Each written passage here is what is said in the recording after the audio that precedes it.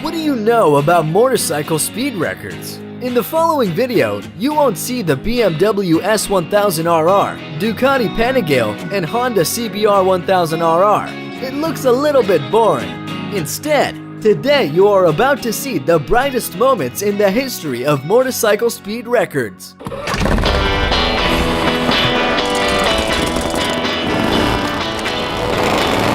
How it was in 1907 when a daredevil hit 219 kilometers on a Florida beach, sitting on his homemade airplane engine.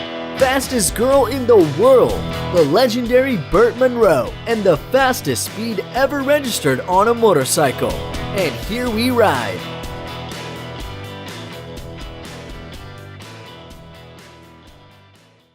Forget all you read about early car speed records. It's January 24th, 1907, and on a beach in Florida, a daring young man, Glenn Curtis, has just blasted across the sand at 219 kilometers per hour, run on a V8-powered motorcycle of his own design. He built the engine, he built the bike, and he rode the frightening-looking machine across Ormond Beach himself. Trains actually held the land speed record until 1907. That all changed when Glenn built and rode his motorcycle to a land speed record of 219 kilometers. Curtis remained the fastest man in the world, the title the newspapers gave him for going faster than any vehicle, on land, sea, or air, until 1911, when his absolute record was broken by the Blitzen-Benz automobile. His initial main business was the manufacture of high-power, lightweight engines for a range of purposes. But Curtis was a daredevil at heart. He earned the nickname Hell Rider, and it's obviously why. When Glenn installed one of his 4,000cc V8 aircraft engines into a motorcycle and blew all competitors into the weeds with a run of 219 kilometers an hour on a beach in Florida at January morning in 1907. The rider's seat was positioned aft of the massive engine, which necessitated the gangly-looking pullback handlebars. There was no suspension aside from a sprung saddle. There was no transmission or clutch. Power was put down via direct shaft off the crankshaft. It also had no exhaust system to speak of, so the noise would have been deafening. Stopping was handled by a rudimentary system, something like typical bicycle bars of the era, which is to say, non-existent. Riding the monstrosity at any speed must have been utterly terrifying. Glenn Curtis has really proved why his nickname was a Hell Rider. 233 kilometers, still nothing out of the common. Guy Martin rides to the store, faster. Martin uses 1000cc sport bike, and our next motorcycle is only 50cc, and it sounds like a squirrel after a 3-week constipation. If really good things can come in small packages, then really fast things can come in really small packages too. John Budenbaum, a metal fabricator, and Eric Noyes, a NASA engineer, set out to go very fast with a very small engine. John Budenbaum accelerated to 233 kilometers per hour, setting the new world record with 50cc engine at the Bonneville Salt Flats in 2008.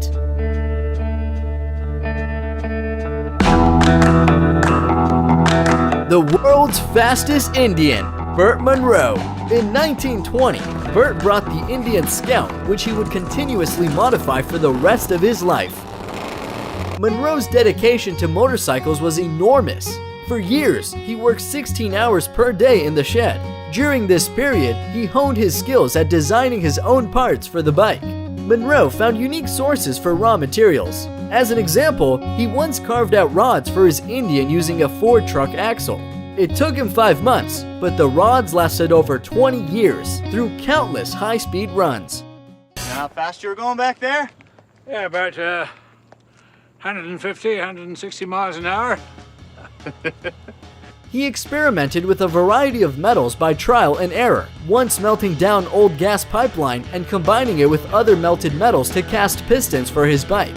For wheels, to engine parts, to the Streamliner shell, it was all made by Munro using only junk in his shed. In 1962, Munro finally made the trip to America aboard a rusting cargo ship. In order to pay for his ocean crossing, he worked as the ship's cook. That set a record in the category of streamlined motorcycles under 1000cc. To qualify, he made a one-way run of 304 kilometers, the fastest ever officially recorded speed on an Indian. In his inaugural run at the Salt Flats in 1962, Munro set a world record of 288 kilometers per hour on his 850cc engine. At the Salt in 1967, Burt was going like a bomb. He topped out at over 331 kilometers per hour, but that spill meant the run remained unofficial.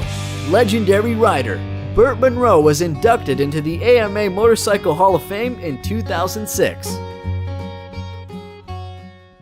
434 kilometers per hour.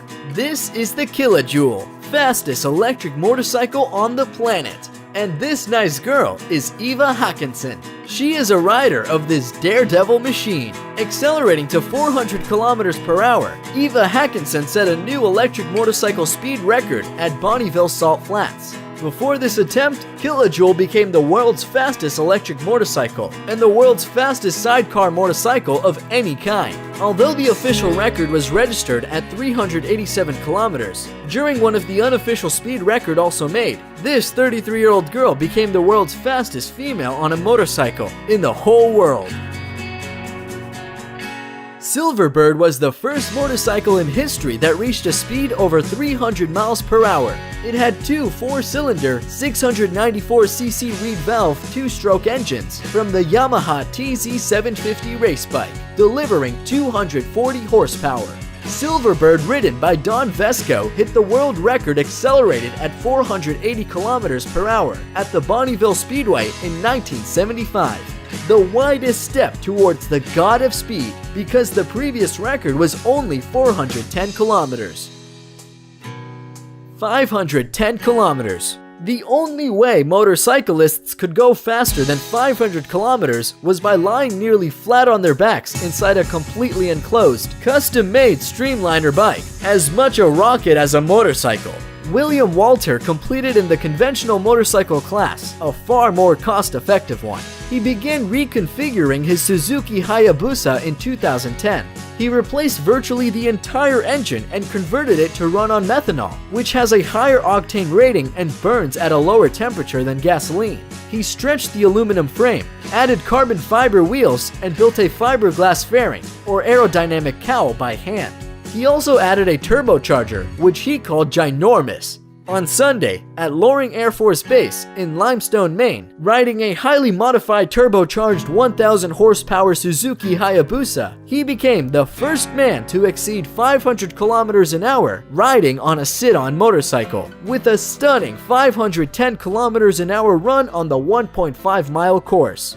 On July 14, 2013, while attempting to break 500 kilometers in a single mile at the Loring Timing Association Land Speed Meet, Warner lost control of his motorcycle at 459 kilometers per hour. His motorcycle veered off the course and struck a 6-foot concrete landing light pedestal, and he was thrown a great distance. Warner was conscious after the crash, but was pronounced dead at Carey Medical Center in Caribou, Maine.